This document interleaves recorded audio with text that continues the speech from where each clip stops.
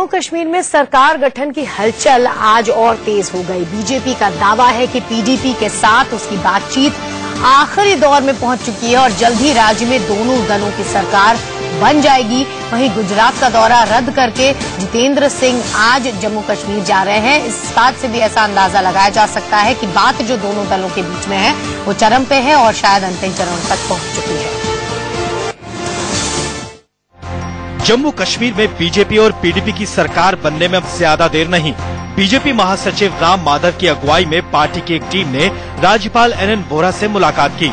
इसमें सरकार गठन पर चर्चा हुई। गवर्नर साहब से भी हमने कहा, हमने ये बात गवर्नर साहब को अवगत कराने के लिए गए थे कि हमारी बातचीत चल रही है, हम प्रयास कर रहे हैं कि सरकार बनाने में हम सफल हो। बीजेपी की माने तो पीडीपी के साथ बातचीत पटरी पर है और इसका नतीजा जल्द निकलेगा। प्रारंभ से दोनों दलों में वैचारिक आधार पर कहिए और एक निष्ठा के आधार पर कहिए, कुछ मुद्दे हैं उन पर और स्पष्टता आनी बाकी है। उनके आने के बाद जल्दी ही एक कंक्लूजन पर हम आएंगे। हमें लगता है कि जल्दी ही एक अच्छी सरकार देने की स्थिति में हम पहुंचेंगे, पर उसका डेडलाइन वगैरह आप मुझे मत पूछिए। जल्दी शुरू होगा स्ट्रक्चरल डायलॉग। उससे पहले जो ग्राउंड वर्क करना है उस पर हम लगे हैं, वो होने के बाद स्ट्रक्चरल डायलॉग। जम्मू कश्मीर में राज्यसभा की 4 सीटों के चुनाव हो रहे हैं, जिसके लिए कांग्रेस और नेशनल कॉन्फ्रेंस ने हाथ मिला लिया है।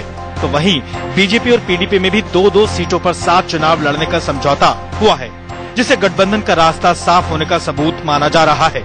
अब बस सरकार गठन को लेकर आखिरी फैसले की देर है।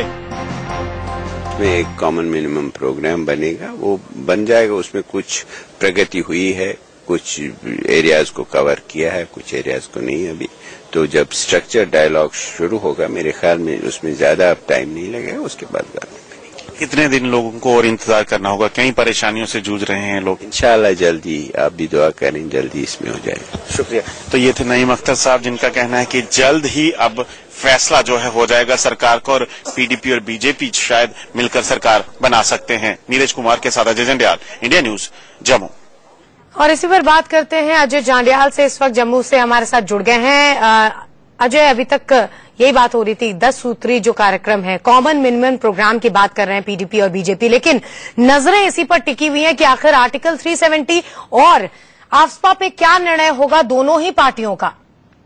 देखिए, आपकी बात सही है। कॉमन मिनिमम प्रोग्राम पे बात लगभग हो चुकी है, अब सिर्फ औपचारिक घोषणा बाकी रहती है।